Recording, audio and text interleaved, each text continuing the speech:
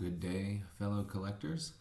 Wanted to pop on here and provide just a kind of an update, an addendum to yesterday's Season in a Set project, episode 2. On that episode, I had said that I was missing card number 20, Jim Bunning, Hall of Famer. Wanted to get it in a graded example because it's a Hall of Famer. And I haven't picked it up yet, but I had shown a screenshot of what was available on eBay at the time, and one of them was an auction that was ending last night. So that was, I recorded that on the morning of January 8th. That auction was ending on the evening of January 8th, and I put in a bid. I put in a pretty low bid because first of all, I'm cash poor right now, so I'm not putting in high bids. And second of all, the example was pretty poorly centered for a PSA 7, so I didn't want to pay, average comp prices for that example. So I put in a pretty low bid, and I won that I won that auction. So here it is. I'm the proud owner of this 1965 Topps number 20 Jim Bunning. Made my payment, and hopefully it'll be coming in the mail here in a couple week or two. So I'm looking forward to that. I thought this might be a good opportunity to just show you guys a little bit about vintage card prices for those who are not familiar or don't use it or don't know how the tool works. It was a big part of kind of how I made my decisions in this bidding process. So I wanted to show you guys what we were looking at, what I was looking at, and how it influenced my bidding in this case. So here we have the VCP site for Jim Bunning's 1965 number 20 card and the number 7 prices. And you can see now, yesterday, the VCP average on this card was $47.50. Now it's $42 because my purchase last night is included.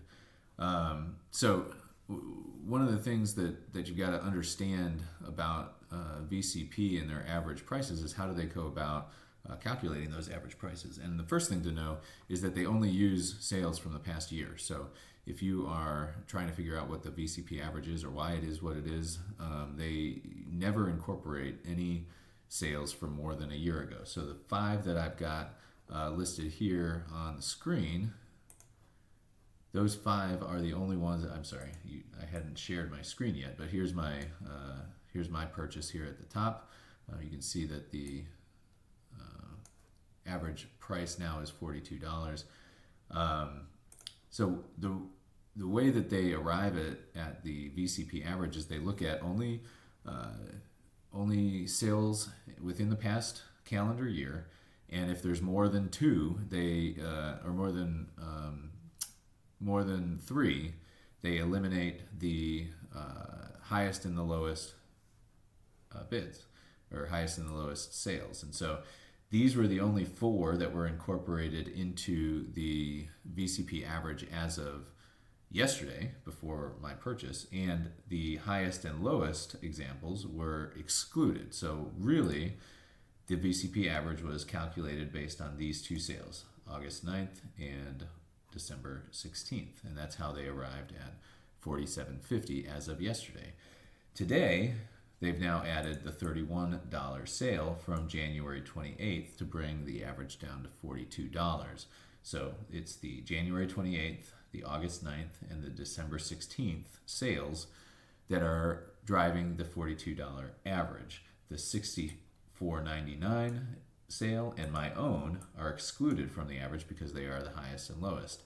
However, in 19 days, when the January 28th sale falls off because it's more than a year old, the VCP average will revert to just the $40 and the $54.99 sales, because there will be more than 3 sales and the highest and lowest will be excluded.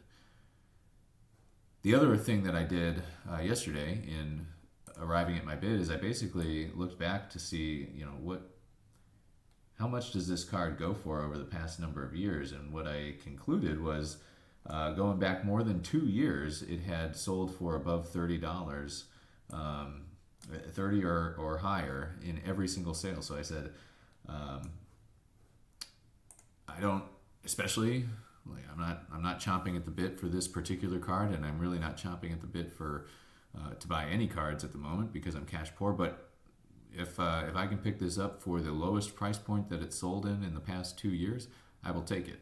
And so I put in a bid of, I think it was $30.50 or so, and I won it at $29, which becomes the lowest sale of this card in this grade over the past 2 years. So I can't be too upset about that, even though it's not the most beautiful example, which of course I imagine is part of the reason that I got it at such a low price point. I'm still thrilled to get it at such a low dollar figure. So I hope that was somewhat helpful in terms of kind of my thought process in buying that card and understanding how vintagecardprices.com works. I find it to be a very, very helpful tool in making decisions about what to bid. Not a sponsor, could be. Thanks for watching. Collect what you love and flip what you like.